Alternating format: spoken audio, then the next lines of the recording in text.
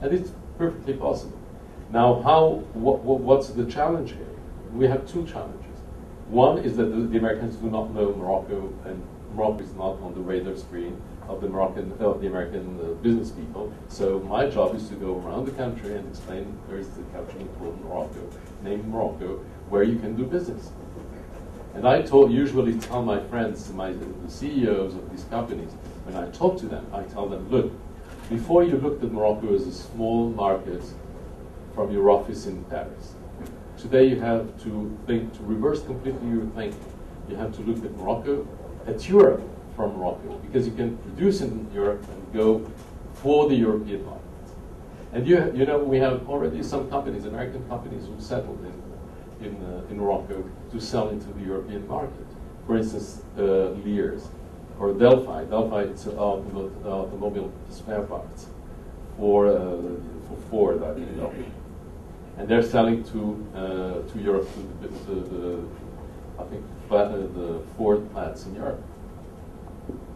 So just to tell you how the things are moving and changing. You know, cost. Let me give you an example of the costs. An engineer, a beginning engineer, you will have to pay him around $1,500 a month. A young engineer that's starting. In the industry worker, I think everything put together, maybe $400 a month. It's not China, but it's really competitive we have this benefit of the location, because China is far away, Morocco is very close. So you see, all this is an advantage, and companies are understanding it. Now this is to export. Now, for the local market itself, it's a big market. 30 million people, it's not small. And having this economy, growing up economy, last year we had an 8% GDP growth, which is a good growth. Let's say in the last 4 or 5 years we have had a GDP growth of an average of 5%, which is good. So people are becoming richer in Morocco. And there is a market. There is also a big market because one of the sectors that is developing a lot is real estate. Why? Because we have the demand, the internal demand, but we have a lot of European demand. And today, we have Northern Europeans coming and buying a lot of houses in Morocco, everywhere, especially in Marrakesh, now they're going everywhere, retiring in Morocco. So Morocco is becoming the Florida of Northern Europe. It's much more convenient to be in Northern Europe because the weather is much nicer, it's much cheaper. We don't, I think the taxation is pretty convenient also, which is, we don't look too closely to the income of the people, at least the retirees. And so you have all this business of development of real estate, all this business of building condos, villas, houses, and maybe retirement houses. And this is a huge opportunity for those who want to go into that business. Because of all the Europeans can come to Morocco. Because what's the attraction of Morocco? It's close. You're 2.5 hours from Paris, 3 hours from London, 3 hours from Frankfurt, 3 hours from Rome, 1.5 hours from Madrid. So it's really there. So somebody can come from London to Casablanca, from London to Marrakesh in 3 hours for 100 euros. Because now we have all the low-cost companies. Because to put ourselves in the global market, we also decided to have an open sky agreement with everyone. And we have an open sky agreement with the United States.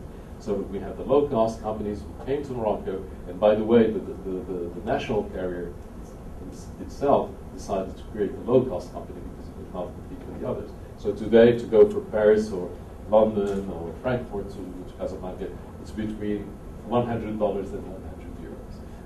So the price is very convenient. You can go and spend a weekend in Morocco.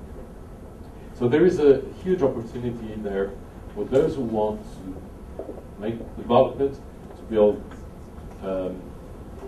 malls, commercial centers, whatever, because you have the clients. And the clients are the Europeans, but are also the Moroccans. So it's very interesting.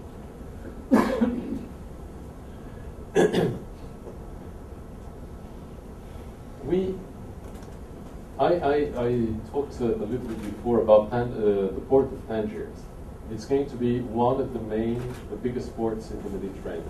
And the idea is that this port, all the big carriers, all the big ships coming from the Far East or coming from the United States, come there and load and send through small carriers to all the cities of Africa and Europe.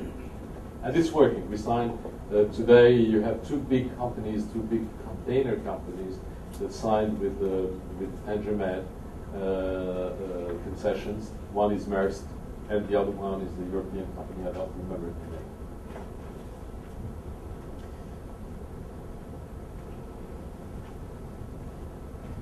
So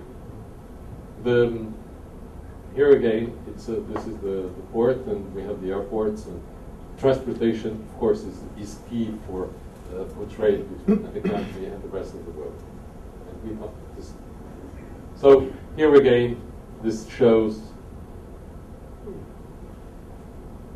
this is the automobile industry. Now you know this company, Renault Nissan. This is about the automobile spare parts.